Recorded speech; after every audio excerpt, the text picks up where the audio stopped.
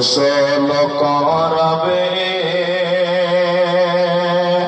গোসল করাইয়া মন তোর কাফন পরাবে রে। আজ মন মোর চল রে, কাফন পরাইয়া মন তোর খাটলে তুলিবে, খাটলে তুলিয়া মন তোর জানাজা পড়াবে রে। আজ মন মোর চল রে, জানাজা পড়াইয়া মন তোর কবরে রাখিবে, মুনকির নাকির ফেরেশতা তখনই আসিবে রে। আজ মন মোর চল রে,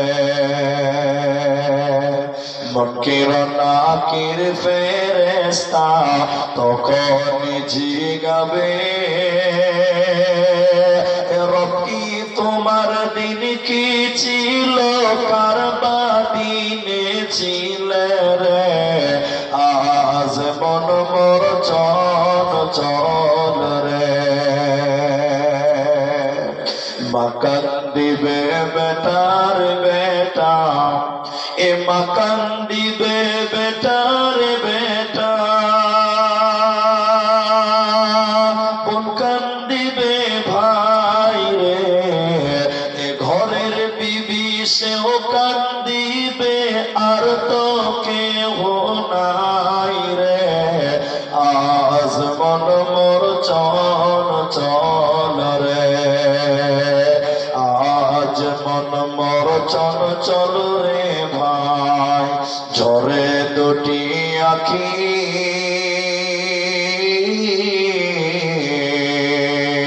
এ বোঝাইলে বুঝিস না মন তুই কোন জঙ্গলের পাখি রে। আজ মন মোর চল রে।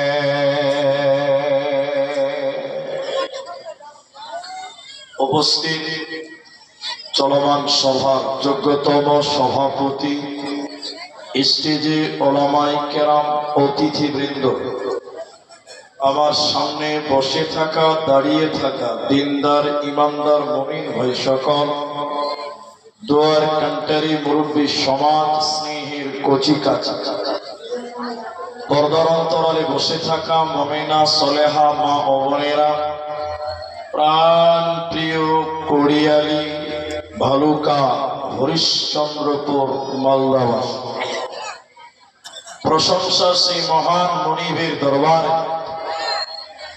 যিনি আমাদেরকে এক কবরস্থান কেন্দ্রিক আয়োজিত মাহফিলে বসিয়ে কোরআন এবং হাদিসের কথা বলা, আপনাদের শ্রবণ করা যিনি তৌফিক ইনায়াত করেছেন, সেই মহান মনিবের দরবারে শুকরিয়া জ্ঞাপন করি। আমরা সকলেই একবার বলি আলহামদুলিল্লাহ।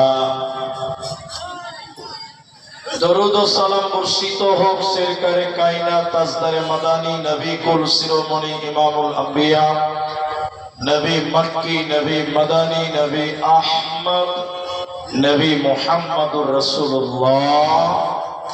একবার বলুন সাল্লাল্লাহু আলাইহি ওয়াসাল্লাম। मोहतरम भाइयों, अजीजों, नौजवान साथियों, আমি কোরআনুল কারীম 104 নম্বর সূরার দুটি আয়াত তেলাওয়াত করেছি। কোরআনুল কারীম 30 পারার প্রথম সূরার 78 নম্বর সূরা 24, 25, 26 তিনটি আয়াত তেলাওয়াত করেছি। হাদিসে নববী থেকে একটি মাত্র হাদিসের টুকরো পাঠ করেছি। উল্লেখিত আয়াত এবং হাদিসকে কেন্দ্রবিন্দুর মধ্যে রেখে সংক্ষিপ্ত বিবরণের চেষ্টা করব, যদি আল্লাহ তৌফিক দেন তো। আলাইহি তাওয়াক্কালতু ওয়া ইলাইহি উনীব। আমি আমার আলোচ্য বিষয় বলার পূর্বে দুটি কথা বলবো, খুব প্রয়োজনীয় কথা। এক, মা বোন আপনাদের সামনে জায়গা ফাঁকা আছে, আপনারা সামনে দিক থেকে পূরণ করে বসেন। এটা আপনাদের ইমানি দায়িত্ব যে আপনি বসবেন, পেছন দখল করবেন, সামনে কেউ যেতেও পাবে না, বসতেও পাবে না, এটা উচিত নয়। তাই মা জননী আপনারা সামনে দিক থেকেই পূর্ণ করে বসবেন বলে আমি আশাবাদ। আবারও যারা দাঁড়িয়ে গেলেন, ভাই দাদা বলছি, ভাই বলছি, আল্লাহ রাস্তায় বসে যান। আপনাদেরকে যথেষ্ট শ্রদ্ধা, যথেষ্ট ভালোবেসেই বলছি আপনারা বসুন। যদি ওখানে জায়গা না হয়, আমার সামনে এখনো 100 লোক আসবে ইনশাআল্লাহ, সামনে আসবে। কাড়ি দেওয়া আছে, খড় দেওয়া আছে, সামনে বসার জায়গা যথেষ্ট আছে। আপনি এই দিক দিয়ে আসেন, সামনে বসেন, আপনাকেও ভালো লাগবে। 3 নম্বর আরেকটি গুরুত্বপূর্ণ কথা, যারা আমাকে চেনেন, আমি এই গ্রামে এসেছিলাম, তবে এই মাঠে আসলাম, এই মসজিদে ঢুকে দেখলাম যে আমি এই মসজিদে এসেছিলাম। তা আপনারা জানেন যে আমি একটু বকাই মানুষকে, আপনাদেরকে জিজ্ঞাসা করব কিছু কথা, আপনারা উত্তর দেবেন। একবার বলুন ইনশাআল্লাহ, বলুন একবার ইনশাআল্লাহ। অনেক জায়গার লোক কথা বলে না, যদি বেশি জিজ্ঞাসা করি তাহলে উল্টা বলে, তুমি সে বক্তা, তুমি তো আমাদেরকে কেন বকাইছো, তখন উল্টা অ্যাকশন নেয়। এই জন্য না ভাই, কখনো আপনি বলবেন, কখনো আমি বলবো, বক্তৃতা কখনো আপনি কখনো আমি, তাহলে আমাদের বুঝতে এবং বোঝাতে সুবিধা হবে। আজকে আপনাদের সামনে আমি যে বিষয় নিয়ে বক্তব্য রাখবো সেটা হলো কবর। কবর সম্পর্কে কিছু কথা বলবো ইনশাআল্লাহুল আজিজ, যেহেতু জালসাটা কবরস্থান কেন্দ্রিক জালসা।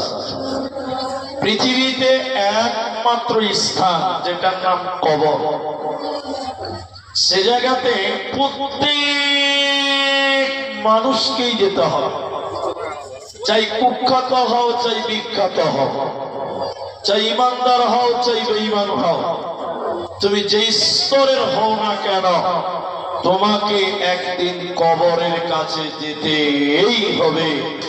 কবরে যাবে না এরকম ক্ষমতা পৃথিবীর কারো বলেন নেই। এখন আপনি বলবেন, মৌলানা যে লোকটা বাঘে খেয়ে নিয়েছে সুন্দরবনে, ওর তো কোনো দাফন কাফন হলো না, তাহলে ওর কবর কোনটা?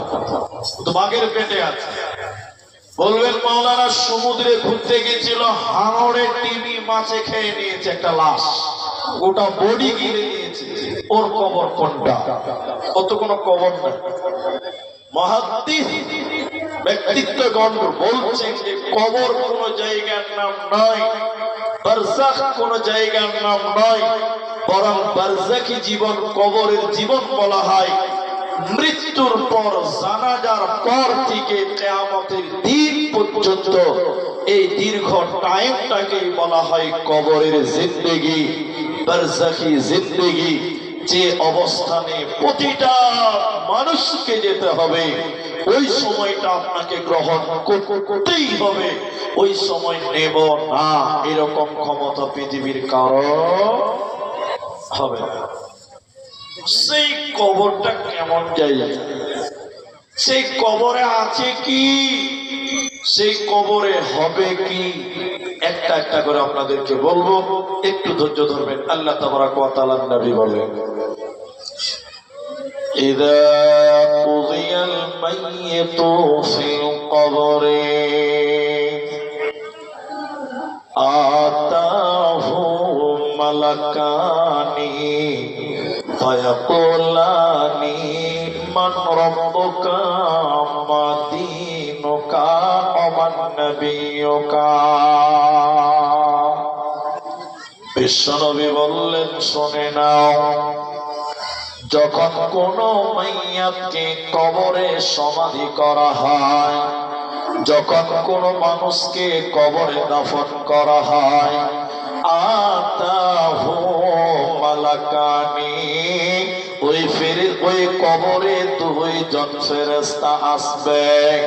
ওই 2 জন ফেরেশতা সাধারণ মানুষদের মতন তারা দেখতে নয়, তাদের চোখগুলো নীল জল জল জল জল করে জ্বলবে, আর তাদের শরীরটা হাড়ির কালির চাইতেও কালো, কালো রঙের চেহারা, নীল চক্ষু বিশিষ্ট দুইজন ফেরেশতা, তাদের দেখেই ভয়ঙ্কর লাগবে। ওদেরকে দেখলে যেন কলিজা থরথর থরথর করে কাঁপবে। এই দুইজন ফেরেশতা ওই মাইয়াদের কাছে আসবে। ফায়াকুলানি, তারা দুইজন বলবে, একসঙ্গে তৌহিদ করতে তারা বলবে, বলো মান রব্বুকা, বলো তোমার রব কে, তুমি বলো। মা দীনুকা, তোমার দিন কে, তুমি বলো। ওমান নবিয়ুকা, তোমার নবী কে, তুমি বলো। নবী বললেন, যে ব্যক্তিটা তিনটি প্রশ্নের উত্তর দিয়ে দেবে, পড়ার পর কিয়ামতের দিন আর কোনো প্রবলেম হবে না, কিয়ামতের দিন তার কোনো টেনশন হবে না। এই জন্য তিনটি প্রশ্নের উত্তর রেডি করে নাও, নচেত কবরে যদি বাঁচা না যায়, আল্লাহর জান্নাত হবে না, দেবে না, মিলবে না। এবার আপনারা বলেন, তাহলে প্রশ্ন কটা? সবটি লোক বলেন প্রশ্ন কটা? এইখানে যতটি মানুষ আছেন আরেকবার বলেন প্রশ্ন কটা? তিনটি প্রশ্ন। এখন এখানে এমন কে আছে যে বলবে এই তিনটা প্রশ্নের উত্তর আমার জানা নাই? এরকম লোক আছে? সবার জানা আছে, তারপরেও টোটাল ঈমানটা এই তিনটা প্রশ্নতে সীমাবদ্ধ রেখেছেন আল্লাহ নবী। তিনটা উত্তর দাও, কবরে বেঁচে গেলে পুলসিরাত পার হবে, কিয়ামতের দিন পার হবে, জাহান্নাম থেকে বাঁচবে। তাহলে এই তিনটি প্রশ্নতে আছে কি? এই তিনটির মাহাত্ম্য কি? এই তিনটির গুরুত্ব এত কেন? আমি তিনটার মধ্যে একটাকে বেশি গুরুত্ব দিয়ে সময়টা কাটাবো। তোমার নবী কে? তোমার নবী কে? নবীর প্রশ্নটা বারবার বারংবার আল্লাহর নবী মুহাম্মদ সাল্লাল্লাহু আলাইহি ওয়াসাল্লাম বলছেন, কবরে তোমাকে জিজ্ঞাসা করা হবে, তোমার নবী কে, তোমার রাসূল কে, তুমি বলো। আমার দিকে দেখেন, আপনাকে আমি দেখাচ্ছি। এটা একটা কাগজ, এটা একটা কাগজ, আমার দিকে দেখেন। নবী বলছেন কবরে এরকম একটা কাগজ দেখানো হবে। কাগজ, কাগজ, ছবি, ছবি। যে কাগজে ছবি থাকবে নবী মুহাম্মদুর রাসূলুল্লাহ সাল্লাল্লাহু আলাইহি ওয়াসাল্লাম, ওনার ছবি থাকবে। এবার এই কাগজটা দেখবেন, বারবার কবরে আসবে এই কাগজটা। আপনাকে আমি দেখাচ্ছি হাদিস, 1 নম্বর হাদিস। হাদিসের নবী হযরতে আনাস রাদিয়াল্লাহু তাআলা আনহু, নবীজি বললেন, শোনো, যখন কোন ঈমানদার মুমিন আল্লাহওয়ালা মুসলমানকে কবরে দাফন করা হয়, মাটিদার পর প্রতিবেশী আত্মীয় স্বজন গ্রামবাসী যখন ফিরে চলে আসে, ওই মাইয়া আমাদের পায়ের শব্দ শুনতে পায়, তখন দুইজন ফেরেশতা এসে ওই মাইয়াকে উঠিয়ে বসান। ওই দুইজন ফেরেশতার নাম মুনকার নাকির। এই দুইটি ফেরেশতা এসে উঠিয়ে বলে, বলো বলো বলো, তোমাদের মাঝে এই ব্যক্তিকে পাঠানো হয়েছিল, মানে নবীজির ছবি দেখিয়ে বলা হবে নবীকে পাঠানো হয়েছিল। ইনি কে? ইনি কে? ইনার পরিচয় তুমি বলো। ইনার সম্পর্কে তোমার ঈমান কেমন ছিল তুমি বলো। ইনার সম্পর্কে আকীদা তোমার কেমন ছিল তুমি বলো। ঈমানদার তখন বলবে, ইনি আল্লাহর বান্দা এবং তিনার প্রিয় রাসূল নবী মুহাম্মদুর রাসূলুল্লাহ সাল্লাল্লাহু আলাইহি ওয়াসাল্লাম। আল্লাহর ফেরেশতারা তখন এই লোককে বলবে, ঈমানদার লোককে তখন বলবে, দেখো জাহান্নাম, তুমি দেখো জাহান্নাম, দেখো জাহান্নাম দাউ দাউ করে চলছে, জাহান্নাম ভয়ঙ্কর আগুন দাউ দাউ দাউ দাউ করে জ্বলছে। জাহান্নাম ঈমানদারকে দেখানো হবে, সঙ্গে সঙ্গে জাহান্নাম সরিয়ে দেওয়া হবে, ওই জায়গাতে জান্নাত আনা হবে। আর ফেরেশতারা বলবে, শুনে নাও, ওরে আল্লাহর গোলাম, তুমি শোনো ও রাসূলের উম্মত, তুমি শুনে নাও মুমিন, তোমার জায়গা জাহান্নাম ছিল, তোমার স্থান জাহান্নাম ছিল যখন তুমি নবীজির পরিচয় দিয়ে দিলে, যখন নবীজির পরিচয় তুমি জানিয়ে দিতে পেরে গেলে, আল্লাহ তোমার জাহান্নামকে পরিবর্তন করে তোমার জন্য আল্লাহ জান্নাতে রেখেছে। অতএব কবরে যদি নবীর পরিচয় দেওয়া যায়, আল্লাহ কবরে আপনাকে জান্নাত দেখাবে, আপনার কোনো চিন্তা রবে না, রবে না, রবে না। কিন্তু শুনে নেন মায়েরা, লোকটা যদি বেঈমান হয়, কাফের হয়, মুনাফিক হয়, বেনামাজি হয়, লোকটা যদি পাপিষ্ঠ বেঈমান লোক হয়, এই বেঈমানের কবরেও দুইজন ফেরেশতাই কিন্তু আসবে, একে উঠিয়ে বলবে বলো বলো বলো ইনি কে? নবীজির ছবি কাফের মুনাফিককে দেখিয়ে বলবে বলো ইনি কে, ইনার সম্পর্কে তোমার বিশ্বাস ঈমান জানা কেমন ছিল বলো। কাফের বলে লা আদরি, আমি তিনাকে চিনি না। মুনাফিক বলবে আমি তিনাকে চিনতাম না, আমি ইনার সম্পর্কে কোনো ধারণা জানি না। এবার ফেরেশতারা পাল্টা জবাব দিবে ওই বেঈমানকে, হে নাফরমান বান্দা, তুমি তো পাগল ছিলে না, দুনিয়া বুঝেছিলা, রাজনীতি বুঝেছিলা, সংসার বুঝেছিলা, ব্যবসা বুঝেছিলা, তাহলে নবীকে কেন বুঝলে না? তুমি তো পাগল ছিলে না, জ্ঞানী ছিলে, নবীজিকে কেন তুমি জানতে পারলে না? তুমি বলো। এরপরে ফেরেশতারা বলবে বান্দা, এর নাফরমান বান্দা তুই বল, কোরআন কেটে কেন, কিতাব থেকে কেন, কোরআন থেকে কেন নবীকে চিনতে পারলে না বলো? কিতাব থেকে কেন নবীকে চিনতে পারোনি বলো? ফেরেশতারা রাগান্বিত হয়ে বেঈমানকে, মুনাফিককে, কাফেরকে তখন লোহার হাতুড়ি নিবেন, লোহার ডান্ডা দেবেন, লোহার হাতুড়ি নিয়ে ওই মুনাফিকের শরীরে মাথাতে এত জোরে আঘাত করবে, ওই মুনাফিকের মাথাতে এত জোরে লোহা দিয়ে পিটবে, ওই বেঈমান মুনাফিক হাও হাও হাও হাও করে কাঁদবে, কবরে বিকুয়াত আওয়াজ করে কাঁদবে।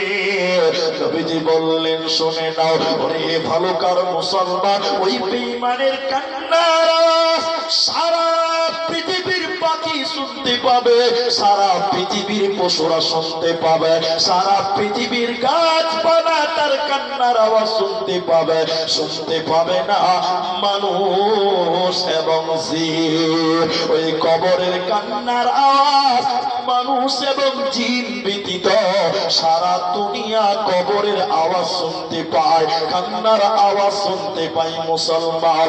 অতএব মুনাফিকের কবরে বাঁচার উপায় রবে না, রবে না, রবে না।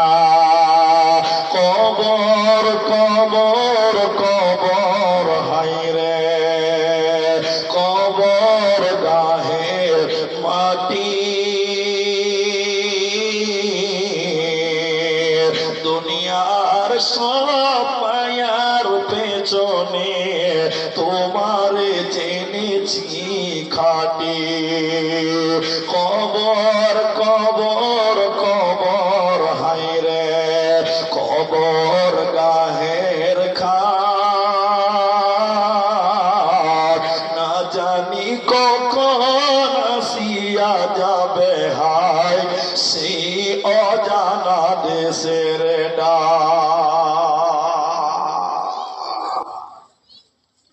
সেই কবরে বেঈমান মুনাফিক তাকেও প্রশ্ন করা হবে তোমার নবীকে বলো। নবীর প্রশ্নটা বারবার জিজ্ঞাসা করা হবে, বারংবার জিজ্ঞাসা করা হবে। মুমিনকে জিজ্ঞাসা করবে, কাফেরকে জিজ্ঞাসা করবে। যদি উত্তর দিতে পারেন কি লাভ হবে? যদি উত্তর দিতে পারেন কি লাভ হবে? দুইটা হাদিস বলছি, একটা একটা করে মনে রাখেন। এখানে দুটো বললাম, এবার দুটো হাদিস বলি, লাভ কি হবে উত্তর দেবেন। এক, আব্দুল্লাহ ইবনে উমর রাদিয়াল্লাহু তাআলা আনহু তিনি বলেন, যখন কোনো মানুষ কবরের প্রশ্নের উত্তর দিতে পারবে, তার কবরে প্রতিদিন সকাল সন্ধ্যা 2 টাইম জান্নাত দেখানো হবে, আর বলা হবে এটাই তোমার জায়গা, এখানেই তোমাকে রাখা হবে, এটাই তোমার জান্নাত। জোরে জোরে বলুন সুবহানাল্লাহ। তাহলে কবরে উত্তর দিতে পারলে জান্নাত কবরেই দেখতে পাবো। এবার আরেকটা হাদিস বলি।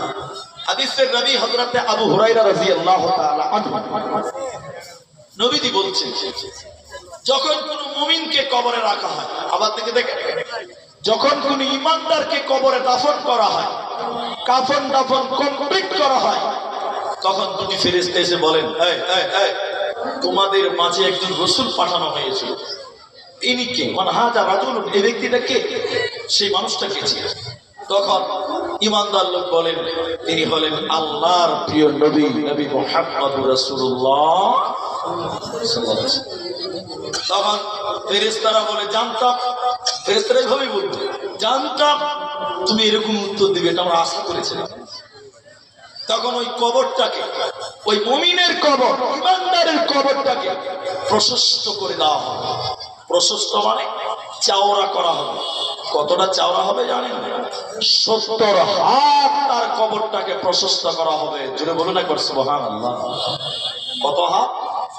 70 হাত তার কবরটাকে চওড়া করা হবে। আর ঈমানদারকে বলা হবে, তুমি ঘুমিয়ে যাও, বাসুর ঘরের মতন তুমি ঘুমিয়ে যাও। বাসুর ঘরে আনন্দে মানুষ যায়। বাসুর ঘরে কাউ কান্দে দেখেছেন? জি, কেউ কান্দে না। ও খেপালে আলহামদুলিল্লাহ, কেউ কান্দে। বিশ্বনবী বললেন, ঘুমিয়ে যাও। ওই মুমিনকে বলা হবে, ঘুমাও। বাসুর ঘরে যেমন আনন্দ করে উল্লাসে ঘুমায়, ওইভাবে তুমি ঘুমিয়ে যাও। তার কবরটাকে 70 হাত চওড়া করা হবে। আরেকবার জোরে বলুন সুবহানাল্লাহ। কিন্তু যদি কাফের হয়, অস্বীকারী বেঈমান হয়, এই লোককেও বলা হবে, বলাইনি কে? মানহাজার রাজুল, ব্যক্তির নাম বলো। কাফের বলে, আমি জানি না, ইনাকে চিনি না, ইনাকে জানতাম না। কেন কেন কেন? ফেরেশতারা এবার আল্লাহকে ডেকে বলবেন, আল্লাহ, এটা তোমার নাফরমান বান্দা। আল্লাহ তখন মাটিকে বলবে, কবরকে বলবে, কবরের ডানেও মাটি, পায়েও মাটি, নিচেও মাটি, উপরেও মাটি। আল্লাহ কবরকে বলবে, রে মাটি, কবর, এই বেঈমানকে তুমি শাস্তি দাও, আযাব দাও। কবরের দুই দিকের মাটি এসে ওই কাফেরকে চেপে দিবে, কাফেরকে পিছিয়ে দিবে, কাফেরকে আযাব দিবে, পিছিয়ে দিবে। বিশ্বনবী বললেন, বেঈমানকে এমন জোরে চাপবে, ওর হাড্ডিগুলো উলট পালট হয়ে যাবে।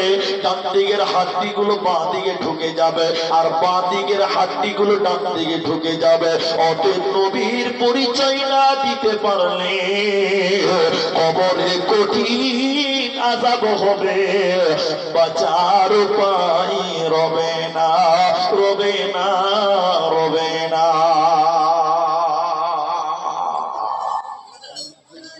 এজন্য নবীর পরিচয় সংগ্রহ করো, দুনিয়াতে লালন করো, রাসূলের আদর্শ, রাসূলের মতবাদ, রাসূলের ইজিম তুমি অন্তরে ব্যক্তিগতভাবে তুমি দুনিয়াতে প্র্যাকটিক্যালি আমল করো, মতবাদকে বাস্তবায়ন করো। তুমি কবরে বলবে, আমার নবী, নবী মুহাম্মদুর রাসূলুল্লাহ সাল্লাল্লাহু আলাইহি ওয়াসাল্লাম। এখন আমাদের যে অবস্থা, আমি ভালুকা বলেই বলছি, আমি আপনার এলাকা খুব ভালো করে চিনি, আমি আপনাদেরকেও ভালো করে চিনি, এলাকার মানুষদেরকেও বুঝি, জালসা সিস্টেম ও মাশাআল্লাহ বুঝি। আমি এলাকার মানুষদের ঈমানের দিকে তাকিয়ে বলছি, বেশি বললে ঘুরিয়ে নিব, কথা ঘুরিয়ে দিবেন।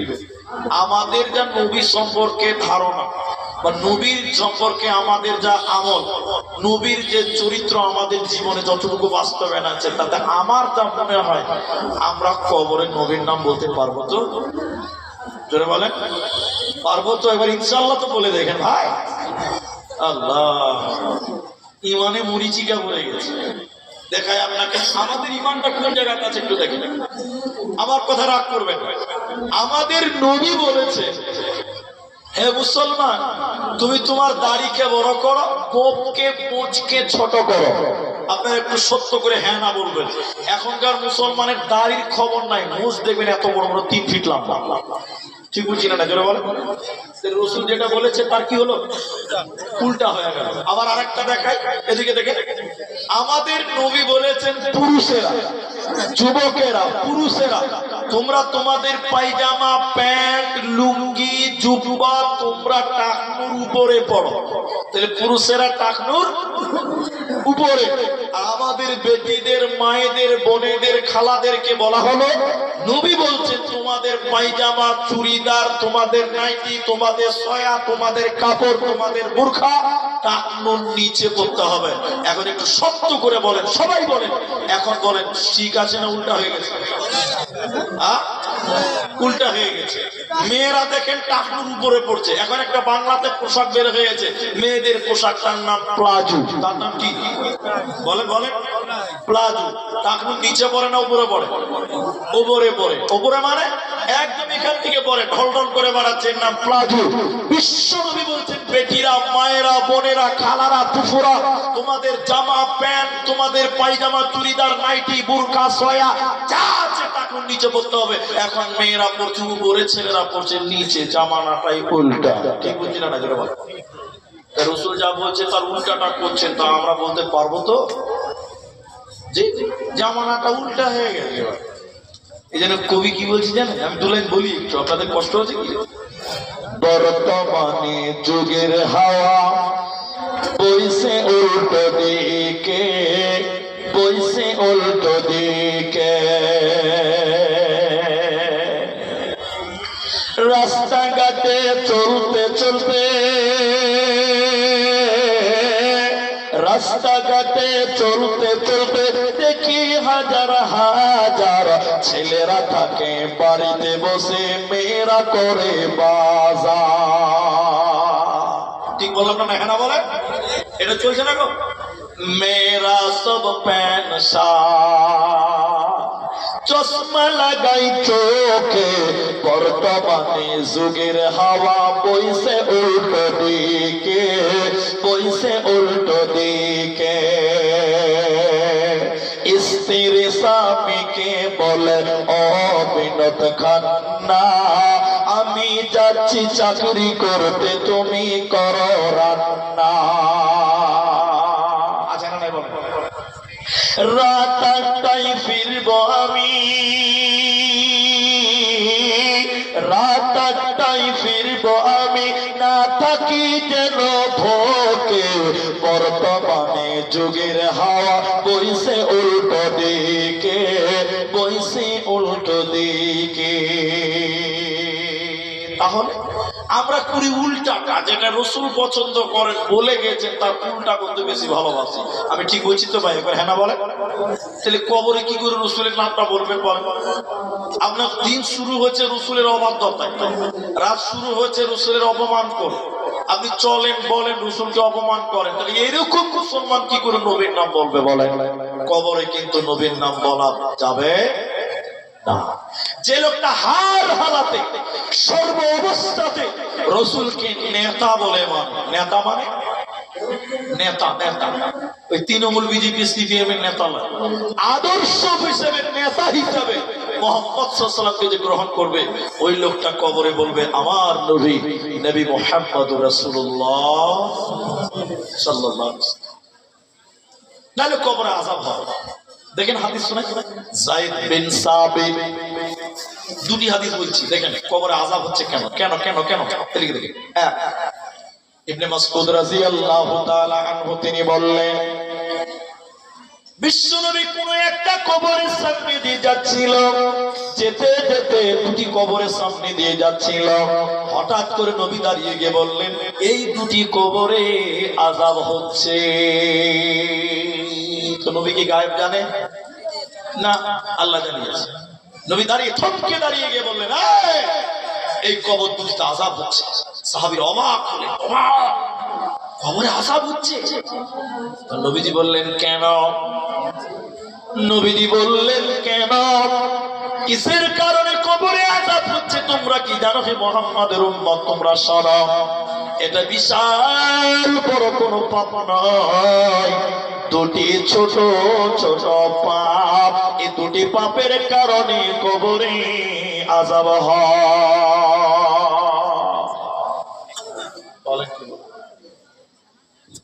আসসালামু আলাইকুম। আমাদের ডেলিকেটে মাংস বেশি আছে, রান্না করা মাংস যদি কেউ নিতে চান তাহলে 150 টাকা কিলো করে। যারা নেবে ডেলিকেটের ওখানে নিজ নিজ বাসন নিয়ে চলে যাবেন। আসসালামু আলাইকুম।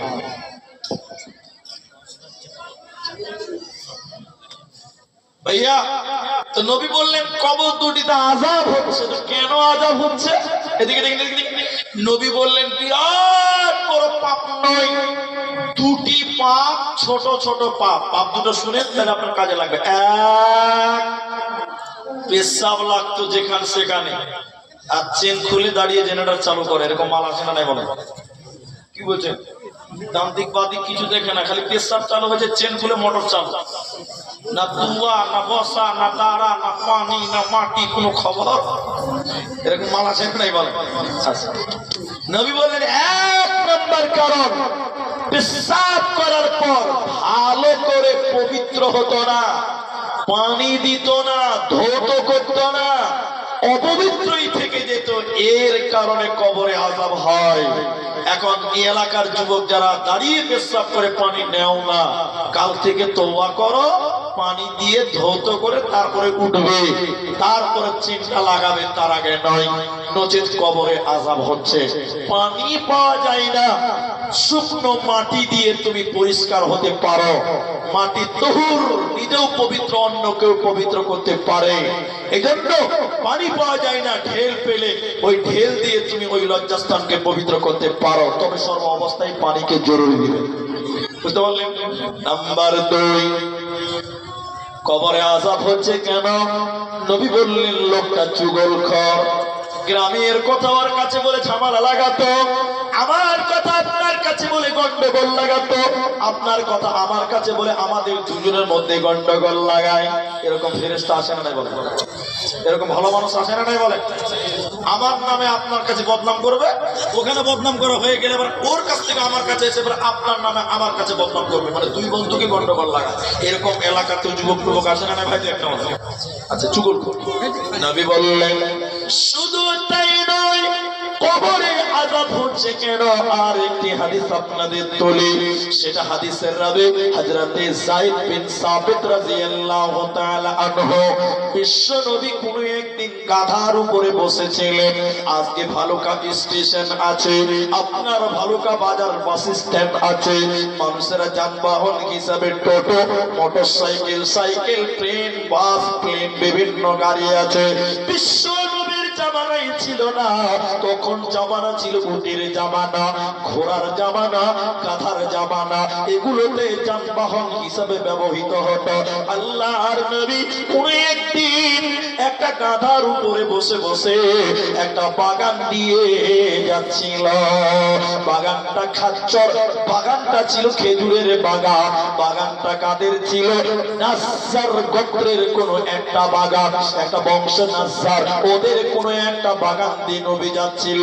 গাধার উপরে ছিল, হঠাৎ করে গাধাটা লাফাতে লাগলো। নবী বলছেন আমি পিঠে ছিলাম গাধার, গাধা এত জোরে লাফাতে লাগলো, আমি মনে করলাম গাধা আমাকে তার পেট থেকে নামিয়ে দিবে। এত জোরে গাধা লাফাচ্ছিল, আমি ডান দিক বা দিকে তাকালাম, গাধার পেট থেকে নামলাম, নেমে তাকিয়ে দেখলাম 5টা কিংবা 6টা কবর, 5টা কিংবা 6টা কবর আমি বাগানে দেখতে পেলাম। আমি আমার সঙ্গে সাথীদেরকে, ওখানকার লোকদেরকে বললাম, ও লোক সকল তোমরা বলো আমার গাধা এত লাফালো, এত লাফালো, আমি কবর দেখতে পেয়েছি, তোমরা একটু বলো যারা কবরে রয়েছে এই কবরগুলো কাদের? এরা কি ইমানদার লোক না বেঈমান লোক? এরা কি আল্লাহওয়ালা লোক না মুশরিক লোক ছিল? বলো। লোকেরা বলতে লাগলেন ইয়া রাসূলুল্লাহ, এই কবরগুলো মুনাফিক মুশরিকদের কবর, এগুলো সব মুশরিকদের কবর, কাফের মুশরিকদের কবর, এরা কি ইমানদার ছিল না। নবীজি কি বললেন শুনে নেন, ও কুড়িয়ালি ভালুকার ভাইয়েরা, মায়েরা, বেটিরা শোনো। নবীজি তখন কণ্ডনরত হয়ে বলতে লাগলেন মুহাম্মাদের উম্মত, প্রতিটা কবরে মানুষকে কঠিন পরীক্ষা দিতে হয়, কঠিন পরীক্ষা পরীক্ষায় কামিয়াব নিতে হয়, পাস করতে হয়। কবরের পরীক্ষার জায়গা। নবীজি বলছেন আমি আল্লাহকে মনে করি দোয়া করে দেই, আল্লাহ তুমি আমার উম্মতকে কবরের আযাব শুনিয়ে দাও। আমার মন চাই আমি একটু দোয়া করে আল্লাহকে বলি, কিন্তু আমার বড় ভয় আমি যদি দোয়া করে দেই আল্লাহ মানুষকে কবরের আযাব শুনিয়ে দেবে।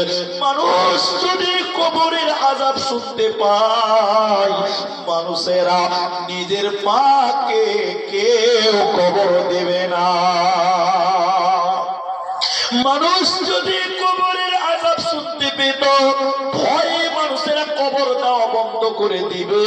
এই ভয় আমার ছিল, নচেত আমি আল্লাহকে বলে দিতাম আল্লাহ তুমি মানুষগুলোকে কবরের আযাব শুনিয়ে দাও। তখন নবীজি কণ্ঠরত হয়ে বলতে লাগলেন লোক সকল আল্লাহর কাছে দোয়া করো, আল্লাহ যেন কবরের আযাব থেকে তোমাদেরকে মাফ করে দেয়। লোকেরা দোয়া করতেন আল্লাহ কবরের আযাব থেকে মুক্তি দাও। নবী বললেন আল্লাহর কাছে দ্বিতীয় নম্বর দোয়া করো, আল্লাহ যেন জাহান্নাম থেকে তোমাদের পরিত্রাণ দেয়। নবীদের সাহাবীরা দোয়া করলেন, নবীজি বললেন লোক সকল তোমরা আল্লাহর কাছে দোয়া করো, আল্লাহ যেন দাজ্জালের ফিতনা থেকে তোমাদের রক্ষা করে। এই চারটা ফিতনা, একটা কবর, একটা জাহান্নাম, একটা দুনিয়ার ফিতনা, এই ফিতনাগুলো মানুষকে ধ্বংস করে দিবে। এই কঠিন ফিতনাই মানুষকে পাস করতে হবে, নচেত আল্লাহর জান্নাত হবে না, হবে না, দিবে না। সবটি লোক একবার বলেন তো ভাই আমার সঙ্গে, কবর পরীক্ষার জায়গা। কবর কি বলো? পরীক্ষার জায়গা। এখন পশ্চিমবাংলায় মাধ্যমিক পরীক্ষা কখন মাস হবে? মাধ্যমিক ফেব্রুয়ারিতে হবে। মাধ্যমিক পরীক্ষা হবে ফেব্রুয়ারি মাসে। আমার কথা ভালো করে বুঝেন, তার উত্তর দেন। আচ্ছা মাধ্যমিক পরীক্ষা কেউ যদি বলে যে এই বছর 2026 সালে ফেল করলাম, পাস করতে পারলাম না, আচ্ছা ওই ছেলেটা 2027 সালে আবার পরীক্ষা দিতে, সবাই বলেন পাবে কি পাবে না? এতটি লোক মুখ খুলেন না যে ভাই পাবে কি পাবে না? পাবে। 27 সালেও যদি ফেল করে যায় 28 সালে আবার পরীক্ষা দিতে হবে। এখন দ্বিতীয় প্রশ্ন করছি, উত্তর দিবেন সবাই বলেন।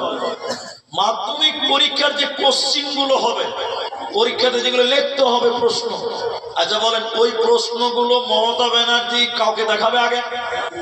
তারা বলে না কথা, আপনাদেরকে দেখাবে জি? যদি মাধ্যমিকের আগে কোশ্চিনটা দেখিয়ে দেয় তাহলে সবচেয়ে বই একার একার বেকার মরা তো ফার্স্ট ডিভিশনে পাস করবে।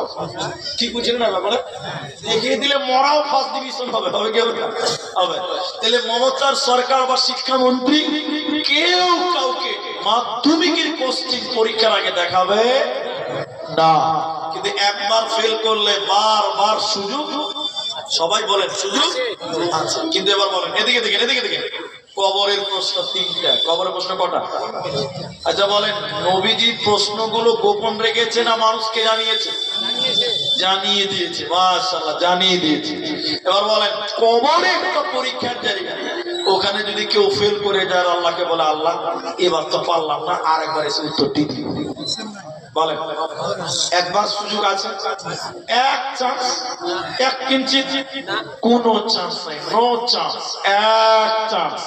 ফার্স্ট চান্সে কবরে পাস করতে হবে, কবরে দ্বিতীয় চান্স বলে কোনো অপশন দেওয়া হবে না, এক চান্স। তাহলে প্রশ্নগুলো কত কত কত গুরুত্ব দিয়ে আপনাকে বুঝতে হবে, কিভাবে আপনি করবেন। আরেকটা হাদিস আপনাকে বলার আগে এই প্রশ্নের উত্তরগুলো আপনাকে দেখাই, তাহলে আপনারা সবাই একটু তাকবীর দেন, নারায়ে তাকবীর। তাহলে প্রশ্ন কটা? কটা জি? 3টি। এখনকার মতন 3টা বলেন, পরে আরেকটা বাড়বে, ওটা পরে বলছি, এখন 3টাই মনে রাখেন। আচ্ছা বলুন উত্তর আমাদের জানা আছে না নাই? কার কার নাই হাত তুলে? সবার জানা আছে, কেউ বাদ নেই। আপনি জানেন না? জানেন? জি জানেন, আলহামদুলিল্লাহ জানেন। মান রব্বুকা, কোন হে তেরা রব, তোমার রব কে? সবাই বলেন আমাদের রব আল্লাহ। একটু মহব্বতে জুড়ে বলুন আমাদের রব আল্লাহ। মা দীনুকা, তোমার দিন কি? বলে দীনুল ইসলাম। ওমান নবিয়ুকা, সবাই বলবেন নবী মুহাম্মদুর রাসূলুল্লাহ সাল্লাল্লাহু আলাইহি সাল্লাম। সবাই হাফেজ সাহেব, কেউ বাদ নাই, সবার মুখস্থ আছে। এখন তাহলে একটা গুরুত্বপূর্ণ কথা, এক ছেলে বলছে মুলি সাহেব আমার মুখস্থ আছে, আমার মুখস্থ আছে, কি দরকার এত পেরেছেন নামাজ রোজা করা? মুখস্থ আছে, কবর বলে দিব জান্নাত চলে যাবে, নামাজ রোজা করে কি হবে? আচ্ছা বলেন, মুখস্থ দিয়ে কবরে বাঁচা যাবে? এটা সবাই বলে না রে ভাই। কবরে যদি মুখস্থ দিয়ে পার হওয়া যেত তাহলে মুলবি সাহেবরা ফার্স্টে জান্নাত থাকতো, কারণ ওরা আগে মুখস্থ করেছে। যদি ঘরটার ফাঁকা থাকে তাহলে পাবলিক পাবে, কিন্তু মুলবির আগে দখল করে দিত। ঠিক বলছেন না যেরকম? কবরে মুখস্থ কোনো কাজে। আরেকটা প্রশ্নের উত্তর দেন, কেউ রাগ করবেন না, এখানে অনেক রকম লোক আছেন বুঝতে পারছি, তবে তারপরে বলছি, কোনদিন কবরের সামনে আজান দিতে দেখেছেন আপনারা? দেখেননি? আছে, কবরের সামনে আজান দেয় এরকম জায়গা আছে, পশ্চিম মালদাতেও আছে, আপনাদের মালদা ডিস্ট্রিক্টেও আছে, কালিয়াচকে লাগাতে আছে। যারা ওই সাইয়েদানা পার্টি বুঝেন তো? জি, কবরে আজান দিচ্ছে। তো আমি আল্লাহর কসম করে বলছি, দিকে দেখেন, এক মাইয়াতকে কবর দিচ্ছে, এদিকে দেখেন, এদিকে দেখেন, আমার দিকে দেখেন, দেখ কলমে লিখছে একটা বড় হুজুর, পাগড়ি বানা আছে, ও লিখছে মান রব্বুকা, উত্তর লিখছে রব্বি আল্লাহ, মা দীনুকা, উত্তর লিখছে দীনুল ইসলাম, ওমান নবিয়ুকা, নবী মুহাম্মদ সাল্লাল্লাহু আলাইহি ওয়াসাল্লাম। লেখার পর বলছে 5000 টাকা দাও, দিয়েছে, ছেলেরা সব দিয়েছে, বলছে দুটা উল্টা পাল্টা ফু মেরে দিয়েছে, বলছে এটা কবরে ভরে দাও, কবরে ভরে দেখে মাটি দিয়ে দাও। মাথা কাজ করছে না, দেখে দিচ্ছে ওটা।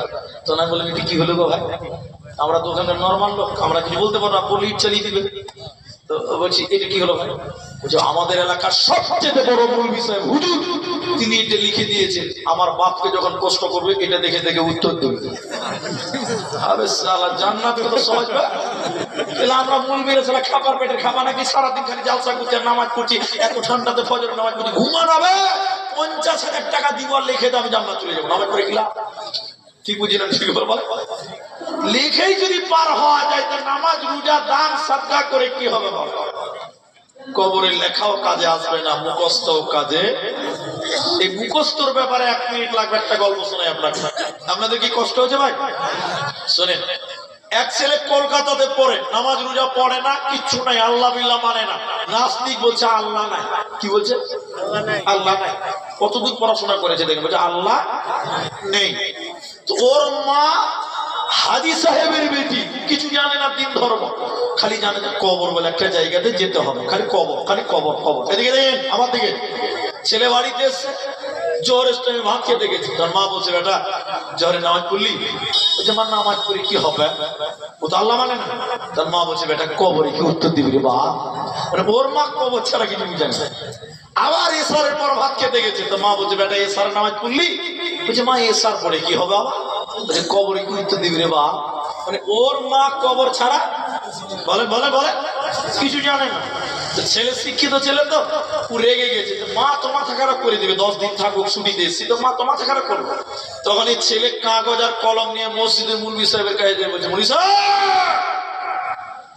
আপনারা তো জান্নাত জাহান্নাম কবর তফসিরাত করে মানুষের ব্রেনকে নষ্ট করে দিয়েছেন, আমার মা খালি গানা গানা গানা গানা কবর কবর। আচ্ছা কবরে কি নষ্ট করা হয় বলেন তো? মনে মনে ভাবছে, মানে বাপরে, গ্রামে সব শয়তানটা মসজিদে চলে এসেছে। মানুষে বলছে হ্যাঁ, বলেন বলেন কি বলছে? বলছে কবর কবর কবর। শুনেন কবরের 3টা প্রশ্ন, আমার দিকে দেখেন। মান রব্বুকা, বলছে থামেন আমি লিখবো। কি করবে বলেন বলেন? লিখবো। মান রব্বুকা, উত্তর রব্বি আল্লাহ, মা দীনুকা, উত্তর দীনুল ইসলাম, ওমান নবিয়ুকা, উত্তর নবী মুহাম্মদুর রাসূলুল্লাহ, বলেন বলেন সাল্লাল্লাহু আলাইহি সাল্লাম। ওই এই 3টা প্রশ্নকে সারা রাত পড়ে পড়ে মুখস্থ করেছে। তাহলে মুখস্থ পাওয়ার কত হবে? 5G স্পিড হবে। তুই বুঝলি নাই? সারা রাত যদি মুখস্থ করে কত পাওয়ার হবে? সকালবেলা ঘুমিয়েছে, 8টার সময় উঠেছে, তো মাকে বলছে মা গে, হ্যাঁ মা রুটি লাহারি হলো গে। তোর মা বলছে লাহারি তো খাবি রে মা, ফজরের নামাজ পড়েছিল বেটা। বলছে নামাজ পড়ে কি হবে ফজর? বলছে কবরে কি উত্তর দিবি রে বেটা? তোর মাকে বেটা বলছে মা শুনে নাও কি উত্তর দিবি। সারা রাতে যা মুখস্থ করেছে শোনাতে লাগলো। মান রব্বুকা, রব্বি আল্লাহ, মা দীনুকা, দীনুল ইসলাম, ওমান নবিয়ুকা, নবী মুহাম্মদ সাল্লাল্লাহু আলাইহি সাল্লাম। ছেলে কোমর সোজা করে মাকে বলছে মা আমার তো মুখস্থ আছে, তোর মুখস্থ আছে তো? মা তখন শূন্য ঢুকলে বলছে সর্বনাশ, ছেলে তো হাফেজ হয়ে গেছে। ছেলে কি হয়ে গেছে? হাফেজ হয়ে গেছে, কিন্তু মুখস্থ করে দিয়েছে। একে এখন কি দিয়ে বুঝাবে মা? তো মা একে এখানে গল্প শোনাচ্ছে। তিন বন্ধুর মধ্যে একজনের কাছে ময়না পাখি আছে। ময়না বুঝেন না? মানুষের বাড়িতে থাকে। ও কি বলে বলেন তো? আসসালামু আলাইকুম, কেমন আছে? ওকে বলেন ওয়ালাইকুম সালাম, ভালো আছি। তুই ভাত খেয়েছিস রে? উত্তর দিতে পারবে? এরা বলে না যে ভাই। তাহলে ময়না যেটা জানে ওটাকে কথা বলে না, ওটাকে বলি বলে, বলি বলি। তো তিন বন্ধুর মধ্যে এক বন্ধু বলছে তোর ময়না কথা বলে না। দু বন্ধু বলছে বলে, বলছে না বলে না। চ চ দেখবি। যে বলছে বলে না, ব্যাগে একটা বিড়াল নিয়ে গেছে। বিড়াল বিড়াল একজন দিয়ে বলছে, ময়না বলছে আসসালামু আলাইকুম, কেমন আছে? দেখ কথা বলছে না, ঠিকই তো কথা বলছে। আরেকজন গেছে, ময়না বলছে আসসালামু আলাইকুম, কেমন আছে? ঠিকই তো কথা বলছে না। যে বলছে কথা বলে না, ও ময়নার কাছে আওয়াজ না করে আগে বিড়াল বের করে দিয়েছে। আচ্ছা বলেন, ময়না পাখি বিড়াল দেখলে সালাম দেবে না লাফাবে? কোনটা করবে? যেই বিড়াল দেখেছে ময়না লাফাচ্ছে, সালাম কালাম ভুলে গেছে। মা বলছে বেটা সালাম দিতে পারলো না কেন ময়নাটা? বলছে বিড়াল দেখেছে তাই। মা বলছে বেটা দুনিয়াতে তুমি যতই কষ্ট করো না কেন, কবরে যখন মনকার নাকি সবুজ রঙের চোখের ফেরেশতা দেখবি, দুনিয়ার সব কষ্ট ভুলে যাবে। কষ্ট দিয়ে কবরে কোনো কাজে আসবে না। হে আমার মা, হে আমার বেটি বোনেরা, তোমাদেরকে এবার দুটি শোনাবো। নবীর বিবি আয়েশা রাদিয়াল্লাহু তাআলা আনহা তিনি বলছেন, একটা ইহুদি মহিলা, মেয়েটা মুসলিম নয়, ইহুদি। ইহুদি মেয়ে আমার কাছে এলো। কার কাছে? আয়েশার কাছে। এসে বললেন কবর, কবরের গল্প শুরু করলো। অনেকক্ষণ কবরের কথা বলার পর এই মেয়েটা আয়েশাকে বললেন, আয়েশা আল্লাহ যেন তোমাকে কবরের আযাব থেকে মুক্তি দেয়। এটা বুখারীর হাদিস, এটা ইসলামের শুরুর ঘটনা। আম্মা জান আয়েশা অবাক হয়ে গিয়ে বললেন, আমার জানা ছিল না যে কবরেও আযাব হয়, আমি জানতাম না। এটা ইসলামের শুরুর ঘটনা। মেয়েটা বলে গেল, ইহুদি মেয়েটা, আয়েশা তোমাকে যেন আল্লাহ কবরের আযাব থেকে মুক্তি দেয়। আয়েশা বলেন, আমি অবাক পেয়ে গেলাম, আমি তো জানি না। মেয়েটা চলে গেল। বিশ্ব নবী আমার ঘরে, আমার বাড়িতে এলো। আমি নবীকে বললাম, ইয়া রাসূলুল্লাহ, একটা ইহুদি মহিলা এসেছিলেন, অনেকক্ষণ কবরের কথা বললো। শেষের বেলায় বলে গেল, আয়েশা আল্লাহ যেন আপনাকে কবরের আযাব থেকে মুক্তি দেয়। নবী গো, কবরে কি সত্যি সত্যি আযাব দেওয়া হবে? কবরে কি সত্যি সত্যি আযাব দেওয়া হবে? আল্লাহর নবী বলেন, আয়েশা রে, আযাবুল কবরে হাক্কুন, কবরের আযাব বড় সত্য রে আয়েশা। কবরে মানুষকে কঠিন সাজা দেওয়া হবে। ওই কবর থেকে তোমরা কবরের আযাব থেকে বাঁচার জন্য আল্লাহর কাছে দোয়া করো। আম্মা জান আয়েশা বলেন, এরপরে নবীজি যখনই নামাজ পড়তেন তখনই তিনি কবরের আযাব থেকে পানাহ চাইতেন, দোয়া করতেন, আল্লাহ তুমি কবরের আযাব দিও না। এজন্য মুসলমান, তোমরাও কবরের আযাব থেকে বাঁচার জন্য দোয়া করো। তোমরাও আল্লাহর কাছে দোয়া করো, আল্লাহ তুমি কবরের আযাব দিও না। সবাই বলেন, কবরের আযাব সত্য না মিথ্যা? এবার দেখি আমি দেখাতে পারছি কিনা। এটা অনেকটি ক্যামেরা লাগা আছে, পপিং ক্যামেরা। আপনাকে জানাচ্ছি কথা, অনেকদিন আগেকার কথা বলছি। এটা মোটামুটি 15-17-18 বছর হবে। তখন আমরা তালবিল ইলম ছিলাম, উস্তাদি ছিলাম। তারও বেশি হবে, তো কম হবে না। তো আমাদের গ্রামে একটা লোক মারা গেছিলেন জুমার দিন। লোকটা ভালো মন্দ বলছি না, তার ছেলেরা দেখে খারাপ পাবে, আমার বাপের কথা জালসাতে বলেছে। ইমাম সাহেব তখন আমাদের কবরস্থান ছিল না। আপনাদের কবরস্থান আছে না কিনবেন? ও একটু বড় করতে হবে, জায়গা কিনে 100 ধর। আচ্ছা ঠিক আছে। আমাদের কবরস্থান ছিল না। বাড়িতে বাড়িতে মাটি হতো তখন, আপনাদের হয়তো এককালে ছিল এরকম, এখনো আছে না, বাড়িতে মাটি হচ্ছে। জি, তো শুনে নেবেন। এবার আমাদের পুলিশে বললো, ভাই মাইয়া কাছে জানাজা হবে, কেউ যাবেন না। জুমার পর জানাজা হলো, মাটি দিতে গেলাম, তখন আবার তাল মিলিয়েছে না, লাশকে নামিয়েছে, বাঁশ দিয়েছে, তবে বাঁশের ওই বিছানাতে পাড়াটা কি বলে, বাঁশ দেওয়া না, চাটাই বলে না, কিছু বলে, মাদুর টাইপের, তো খেজুর পাতা, এটা বাঁশে হয় আর কি। তো ওইটা দিয়েছে, এবার মাটি দিতে লাগলো, দুই একজন মাটি দিয়েছে, কসম আল্লাহ, কবর মনে হচ্ছে ভূমিকম্প হচ্ছে, এত জোরে হিলছে। তো সব লোক বলছে তাহলে ভূমিকম্প হচ্ছে নাকি, ডান দিক বা দিকে তাকিয়ে দেখছে না, কোনো গাছ টাছ কিচ্ছু হিলে না, শুধু কবরটা হিলছে। ভয়ে মানুষেরা কবর দেওয়া ছেড়ে পালিয়ে গেল। ছেলেরা কয়েকজন মিলে কোদল দিয়ে বাপের কবরের মাটি চাপা দিল, সঙ্গে সঙ্গে কবর থেকে বিদায় হয়ে গেলাম আমরা সবাই। তাহলে বলেন কবরে আযাব সত্য না মিথ্যে? সত্য, কবরের আযাব সত্য, এটা সত্য, সত্য, সত্য। আল্লাহর নবী বললেন আযাবুল কবর হাক্কুন, কবরের আযাব সত্য। আপনাকে একটা ঘটনা আপনাকে শোনাবো। আমার মা, আমার বোন আসলে নবী আবু বকরের মেয়ে আসমা জুমার দিন মসজিদে নামাজ পড়ছেন, মেয়ে মানুষ, এখন মেয়েরা জুমা পড়ে না মসজিদে, নবীর যুগে পড়তো, এখনো মক্কা মদিনায় পড়ে। শোনেন কথাটা, আপনার ইমান বাড়বে। আসমা বলেন আমরা খুতবা শুনলাম, খুতবা দিলেন কে? নবী মুহাম্মদ খুতবা দিলেন। বক্তব্যের বিষয় কি ছিল না তো কবর, বক্তব্যের বিষয় কি ছিল না তো কবর, বক্তব্যের বিষয় কবর। তিনি এমন করে কবরের কথা বললেন, আমাদের মুসল্লিরা মসজিদের ভিতরে হাও হাও করে কাঁদতে লাগলেন, হাও হাও করে কাঁদতে লাগলেন। নবী একটা কথা বারবার সেদিন বলেছিলেন, এই লোক সকল তোমরা আল্লাহর কাছে দোয়া করো, আল্লাহ যেন কবরের আযাব থেকে তোমাদের নাজাত দেয়। নবী কথাটা কতবার কত জায়গাতে বলেছে আমি বোঝাতে পারবো না। আর একবার দেখেন, আপনাকে দেখাই। নবীজি একটা আনসার ব্যক্তির জানাজায় গেলেন। আনসার মানুষের, আনসার একটা লোক, আনসারি একটা টাইটেল, একটা গোত্রের নাম, একটা জাতের নাম, একটা জাতের নাম। নবীজি আনসার সাহাবীর কারো একটা জানাজায় গেলেন। জানাজার নামাজ পড়া হয়ে গেল, কিন্তু কবর খোঁড়া তখনো হয়নি, কবর তখনো করতে বাকি আছে। আগেই জানাজা পড়া হয়ে গেল।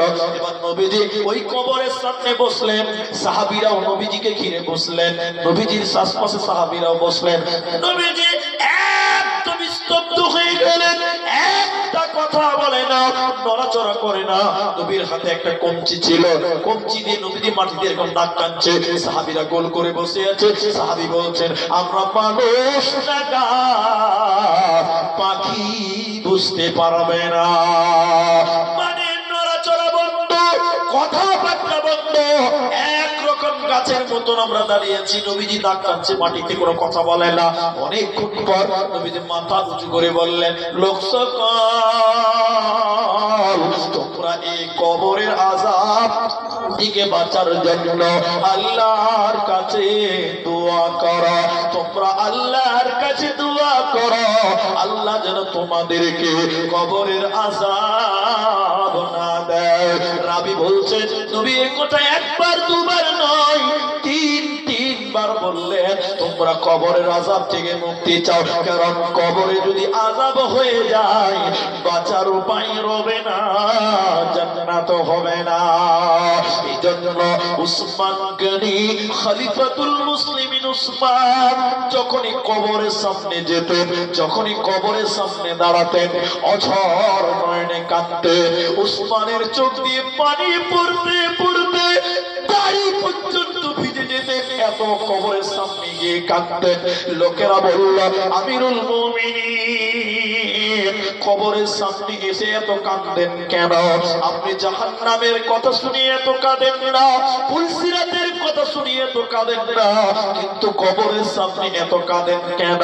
আবু বকর, ওমর, উসমান সেদিন বলেছিলেন, লোক সকল শুনে নাও, জাহান্নাম তো অনেক পরে, পুলসিরাত তো অনেক পরে, কিয়ামত অনেক পরে, তার অনেক আগে আমাকে কবরে বাঁচতে হবে।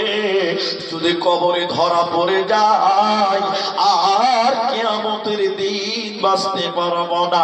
আখিরাতের প্রথম মঞ্জিল হলো কবর। অতএব মুসলমান, ওই কবরের জন্য তোমরা তৈরি হয়ে যাও, ওই কবরের জন্য তোমরা প্রিপারেশন নাও। এরই নাম কবর। এবার আরেকটা কথা আপনাকে বলেছি, এতক্ষণ বললাম কবরের প্রশ্ন তিনটা, কটা বলেছি বলেন তো? এখন বলছি কবরের প্রশ্ন চারটা। একবার বলেন সবাই বলেন কবরের প্রশ্ন কটা? এরা বলে না যে একবার তাকবীর দেন, নারে তাকবীর, আল্লাহু আকবার। কবরের প্রশ্ন চারটা। এতক্ষণ তিনটা করে একদম সোয়া ঘন্টা পার করে দিলাম, প্রায় 1.5 ঘন্টা আশপাশ। এখন আপনাকে আমি বলছি, দেখেন কবরের প্রশ্ন হবে চারটা। কোথায় আছে দেখেন, আপনাকে বলি। সাহাবী বারা ইবনে আযিব রাদিয়াল্লাহু তাআলা আনহু, তিনি হাদিসের রাওয়ী, তিনি বলছিলেন, আচ্ছা কবরে যেটা নামানো হয় ওটা আত্মা না দেহ? দেহ। ওটার কোনো মূল্য নেই, আসল মূল্য আত্মা। ওটা আগে আল্লাহর কাছে জমা আছে, আজরে লিচে রয়েছে। নবী বললেন, বারা ইবনে আযিব তিনি রাবী, তিনি বলেন বিশ্ব নবী বলেছেন, যখন কবরে কোন দেহকে রাখা হয়, এখানে দেহ বলা হয়েছে, আত্মা বলেন, তখন আল্লাহ তাআলা ওর আত্মাটা ওর ভিতরে ভরে দেয়। কেন? যে মালাকুল মউত আগে আত্মা আল্লাহর কাছে নিয়ে গেছে। আত্মা আছে কার কাছে? আল্লাহর কাছে। ওর ভিতরে ভরে দেয়। যে ফেরেশতারা এসে একটা কথা বলে, এদিকে দেখেন, তিনটা বলবেন এখানে, একটাই বলবে, দুটা বলবে। এক, তোমাদের মাঝে একজন রাসূল এসেছিলেন। রাসূল নবীর প্রশ্ন আবার আসছে, তিনি কে? তার পরিচয় বলো।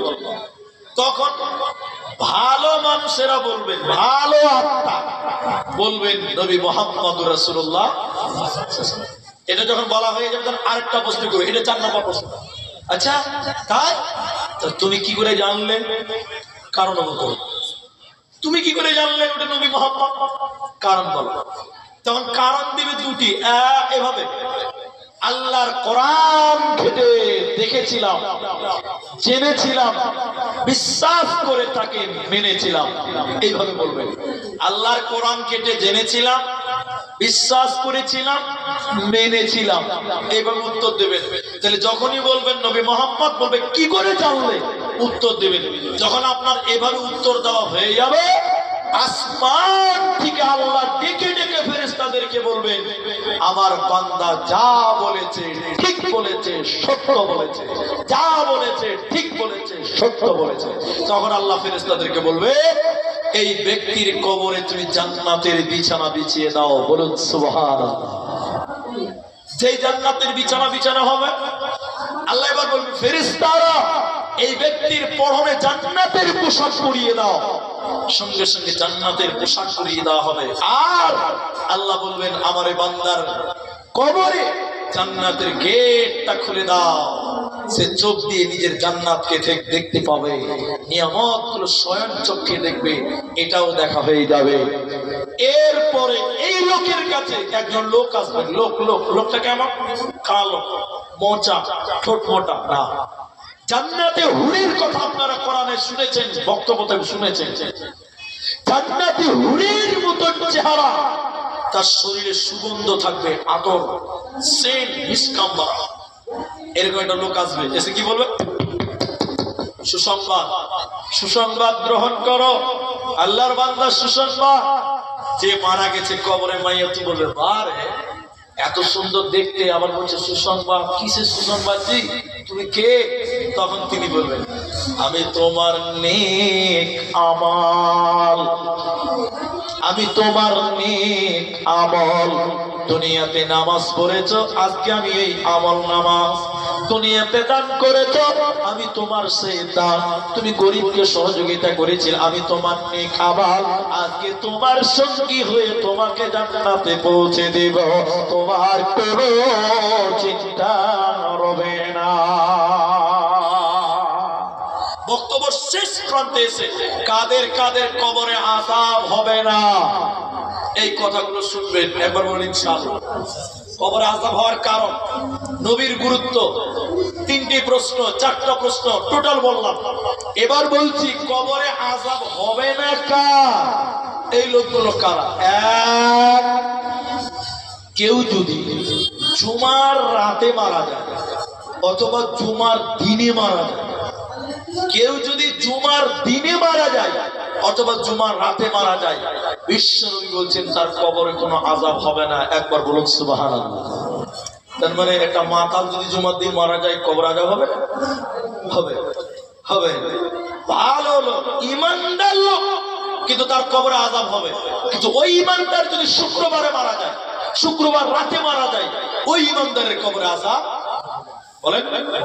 এবার শুক্রবার রাত কোনটা জানেন তো? আজকে কয় তারিখ? 20 তারিখ। আজকে কি বার? শনিবার। শনিবার। কিন্তু এই যে রাতটা চলছে এটা শনিবার রাত না, এটা রবিবার রাত। রবিবার আগামী কালকে, কিন্তু এই যে রাত এটা কোন রাত বললাম? রবিবারের রাত, এটা শনিবারের রাত নয়। গতকালকে যে রাত গেছে ওটা ছিল শনিবারের রাত, অর্থাৎ বৃহস্পতিবার দিন গিয়ে রাত যেটা পড়লো ওটা হলো শুক্রবারের রাত।